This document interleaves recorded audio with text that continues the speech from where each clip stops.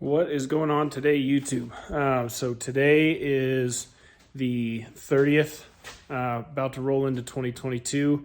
And what we're doing today, like you saw on the thumbnail, on the title, I think these are the first two mods.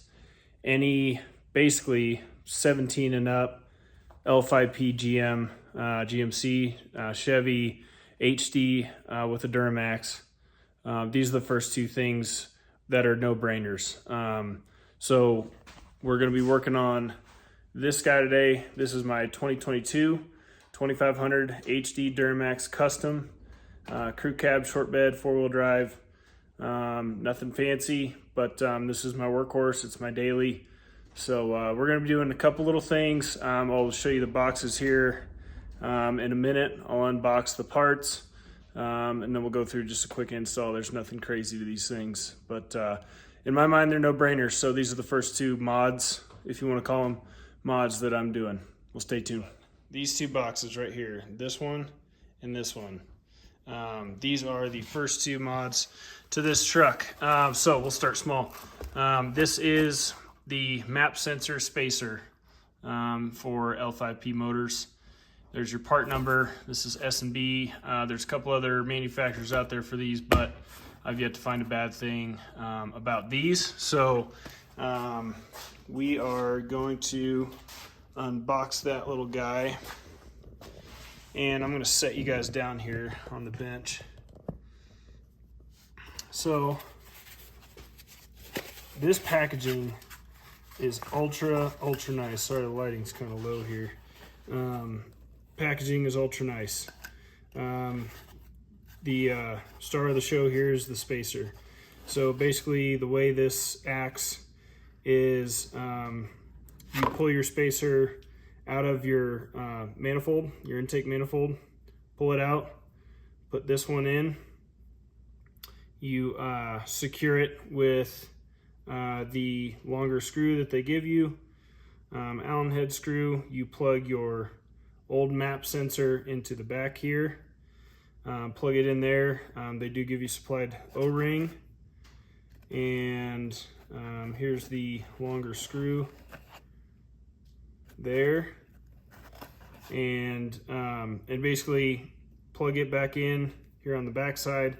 And what it does is the opening on your intake manifold for the pressure sensor, now your pressure will be sensed through here, through the back, and your sensor will sense it on this side. Now what that does is, and you can research this on S&B's website and all that, but basically it takes your sensor, which is kind of a delicate unit, out of the main path of soot, because I think it was a mistake on Isuzu's part on the Duramax build, but basically they place this sensor directly in the path of the soot coming from your EGR.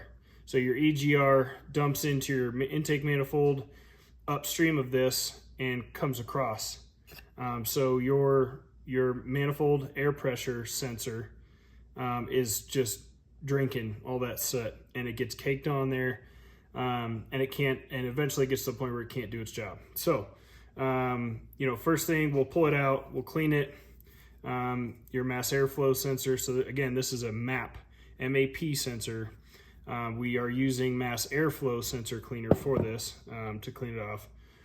It's a much less sensitive sensor than your mass airflow, but nonetheless, we'll be careful with it. But yeah, this is the packaging it comes in. And then underneath in here, underneath all that, so they do have a QR code you can scan for your instructions, and then they do give you some Loctite. So mad props to S&B. This is a good package. Has everything you need.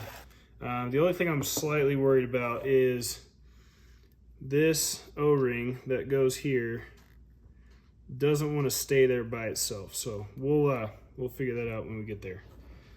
But that is the S&B L5P map sensor spacer kit unboxed. All right, so here is the box from Suspension Max. You guys probably guessed it, but this is the steering stabilizer kit for 2020 and up. I'm not sure about 17 and up. GM, heavy duty, 2500, 3500. GM decided a while back to take off the factory installed steering stabilizer for whatever reason. I'm sure they have their own. I put one on my 15 LML. I did a Bilstein, and I was worried about the issues people talk about since it's a gas charged shock, having that pull to the right, but I didn't experience that. But nonetheless, the guys here at Suspension Max, I did a bunch of research, seemed like they do it the right way, and best part, bam, made in the USA. Love it.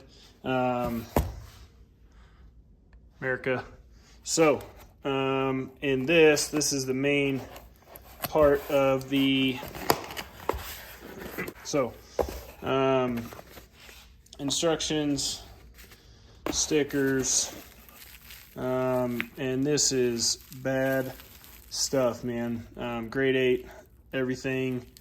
The videos that I saw, I'm pretty sure, and they were older, at least 2 years old, but the hardware that they had for their old brackets, they were powder coated black. So these are definitely zinc coated or whatever. But anyway, yeah, heavy duty hardware, instructions, sticker, steering stabilizer boot, kind of a diagram of how it goes together, of showing you how your pin should go into your center link, and then your Rancho shock. So those of you who aren't aware, they also give you your zip tie for your boot in there, along with your other hardware. So those of you who don't know, you might be asking, okay, why did you get it with a Rancho shock? Why did you not just order the bracket and get a Bilstein or a Fox or whatever steering stabilizer, as those brands have a better reputation, better build quality? I'm not going to argue with you on that, but what I will say is that those are gas charged shocks. So those have nitrogen pumped in on one side, and they are truly meant for suspension, not steering parts, because that charge on one side of the piston inside here will cause your rod end to continuously push out and cause a right hand pull, because it will continuously be pushing on your center link to the right. So on these trucks, the frame side mount is on the driver's side, and then the shock mounts towards the passenger side, on the mounting hole in the center link for your steering. So these Rancho shocks are not gas charged, so it is a even pressure both ways, and provides little to no steering push one way or the other. So this will actually help, they say it'll help with driver fatigue, steering feedback. When we tow our fifth wheel with this, and you hit bumps in the road, or going down a dirt road, this will help alleviate a lot of that feedback in your steering wheel. Also, it helps your steering gearbox live a little bit longer. So yeah, that's the second of the two mods that I think is no-brainer for the Chev. So let's get in it. We'll do the map sensor spacer first. I'll see you guys in a second. Here is your intake manifold.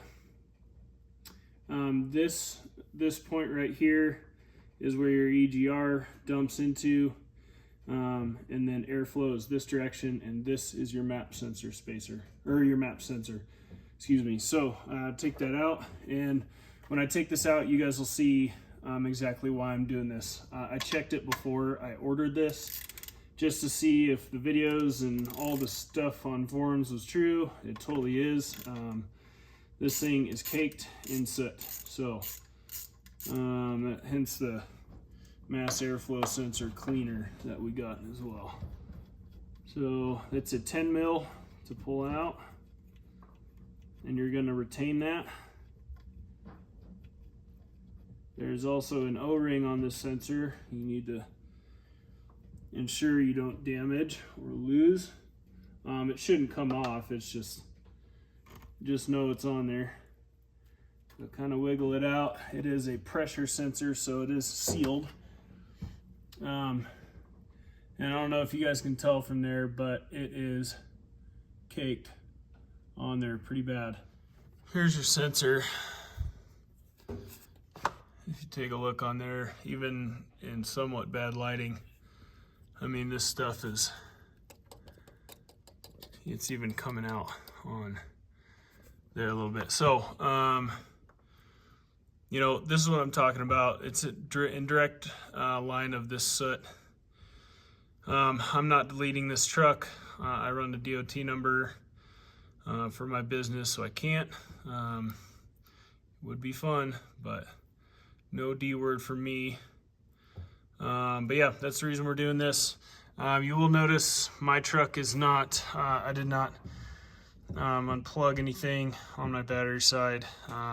Everything's still plugged in because we're not, if I were to be taking this sensor and removing it from the harness, I'd definitely be taking my batteries off power. So yep, that's why we're doing this. Let me get this set up again so you can see the install. So this O-ring goes on here like that, and basically this is going to sit on here. So this hole will go into that where the old screw, mounting screw went.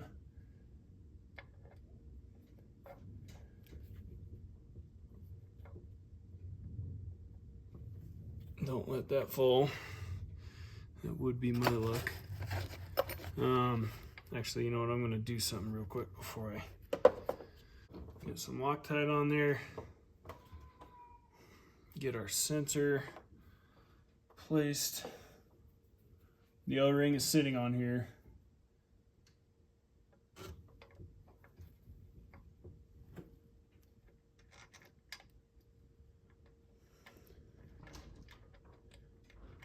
And this is a 5mm Allen key.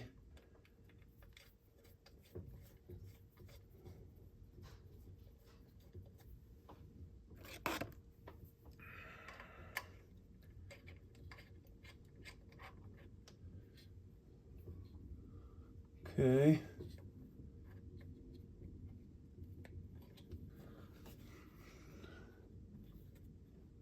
Okay, seems like it's flush. Oh, there's no way that O-ring's pinched in there, so I'm not, you know, the stock one was not crazy tight, so that's just hand tight.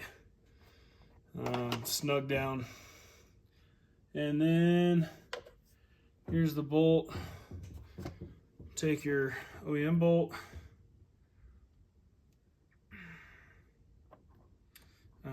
And before we do that, I almost forgot. We're gonna clean this sucker a little bit.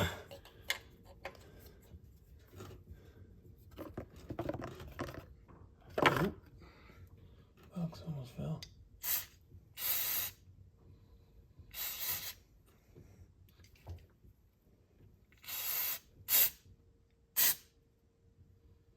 Okay, let that dry.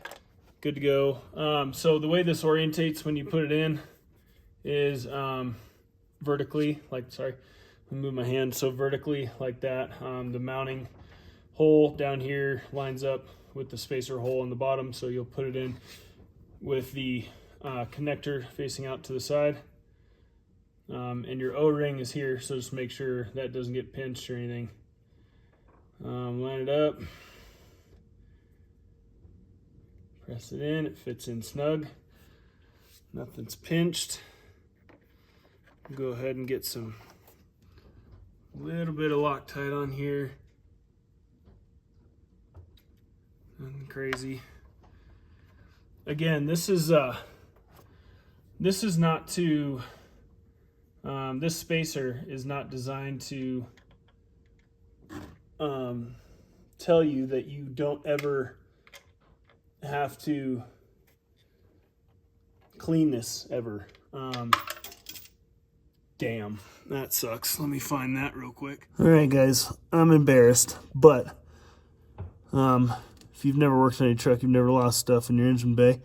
So, found it, and it is so we're, let's see, turbo's over here, basically underneath the EGR cooler.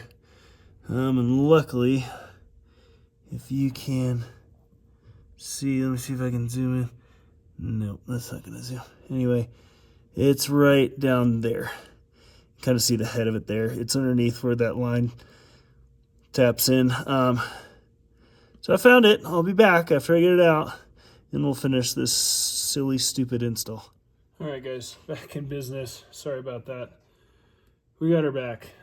Anyway, this goes in. I'm not gonna drop it again. Promise you that. Okay, we're threaded. So just to recap on this, I did put Loctite on both the new S&B bolt and the old OEM bolt that goes on top of your sensor. So I'll just finish this video up right here, because all I'm going to do is just tighten that one down and then we're good to go. So sorry, I got my headlamp on, but yeah, that's it. Here's the engine bay, and there's your spacer. I mean, it's, you know, other than saying S&B on there, nobody would ever really know it's not factory. So you know, this is intended to prolong the intervals of cleaning your map spacer, your map sensor, excuse me. So yep, that little guy, good job S&B. Dumb move on my part for dropping the bolt, but we got it. Anyway, install done. On to the next.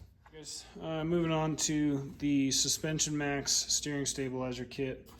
All I've done so far is put the boot on the Rancho shock. If you are curious about the Rancho shock part number, focus, there it is, RS5417. Basically so far, so in this hardware kit, it comes with the pin that will go in the center link side. It mounts vertically like that, so washer and nut on the bottom, washer, and this whole pin here goes all the way through with that bushing. And then you do a nut on top once you mount it to the center link. This is the star of the show, pretty much. This is what mounts to your frame. And I'm pretty sure, yeah, I mean, it's even labeled. They've even got their name on it, so it should mount just like that to the underside of the frame on the driver's side, like that. So we'll get this mounted up. All right, what's up, guys? Welcome back. We're a couple days later. I ran out of time the other night to finish that up. We've got pretty much everything ready here, and you'll see I've got this side up on jack stands. This is the driver's side, and I've got another one just in case. But basically what happens is, for this steering stabilizer from Suspension Max, what you do is you back out your lower control arm bolt here, and you back it out about 1/4 to 1/2 inch, not all the way out. You don't want to have to, you know, I'm not messing with my keys or anything. So, but basically, back out this nut and bolt, and then tap it so it comes back towards the rear of the vehicle, and that'll leave a void where you can slip that bracket into, and then hook it together, cinch it up, and then you'll put the frame bolt through over there on the other side of the bracket to hold it steady. Yeah, and then you drop your bolt in to attach your shock for your steering stabilizer and tighten everything up, and that's about it. So I'll kind of film some things here as we go along. One you're working on is right here. So it's your front lower control arm bolt, and the nut on the back side. Nope, I don't have to. On this model, it's a custom You don't really have to move anything out of the way in terms of skid plates or anything. You've got this little plastic air dam, but it should be out of the way. So, and it's got, I'm looking at it now, it's got about 1.25 inches or so of thread. So you've got plenty of room to back this out. Just don't, make sure you don't back it out all the way.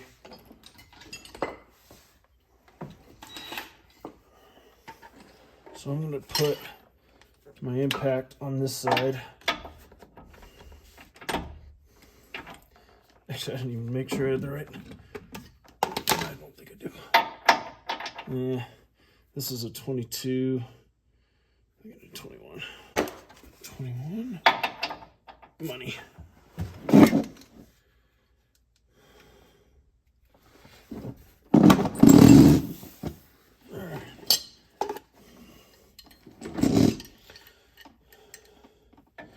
Got my 15-inch crescent on this backside over here. There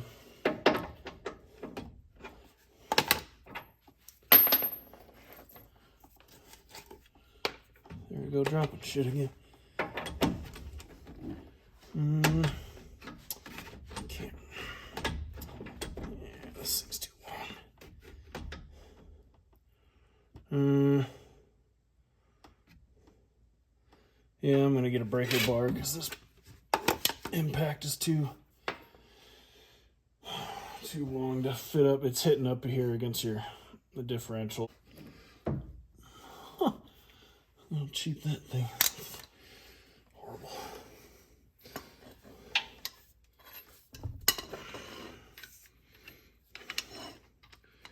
All right.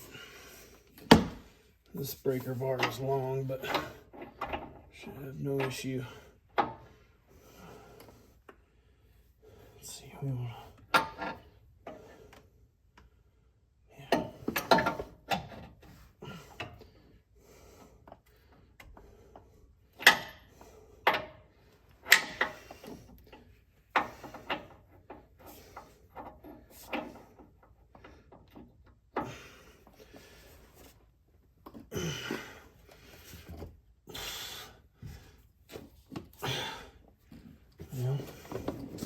It's hard to get a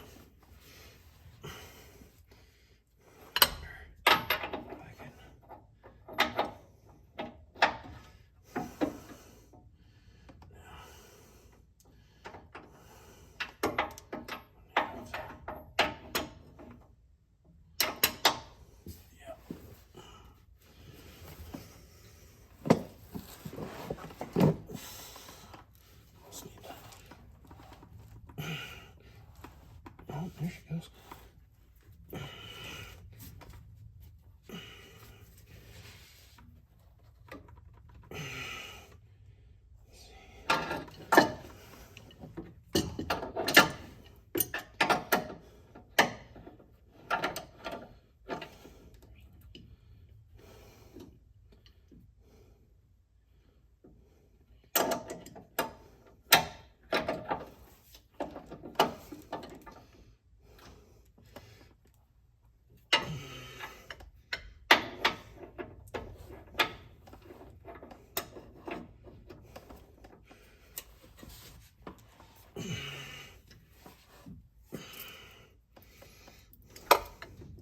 Wish I could have washed my truck before this.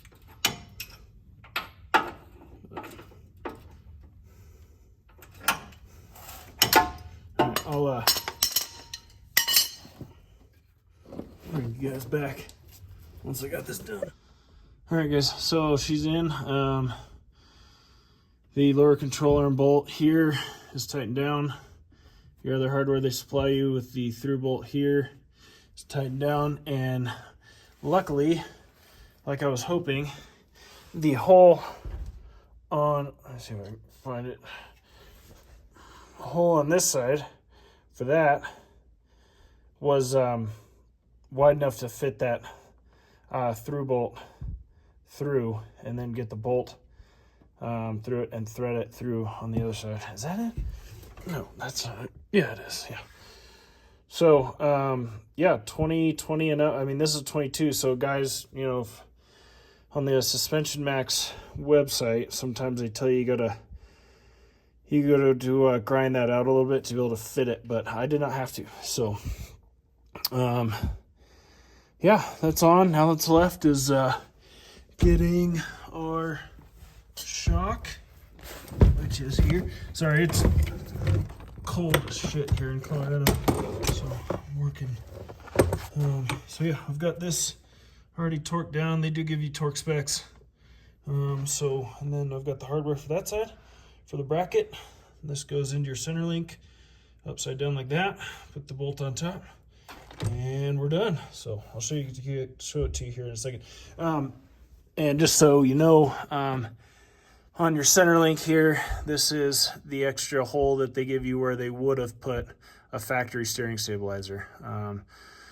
So yeah, bring it back here when I'm done. All right, guys, we're all installed. I'm gonna wipe this shock down real quick. Just make sure, you know, after a couple hundred miles, just like anything, come check your torque, especially on that bad boy.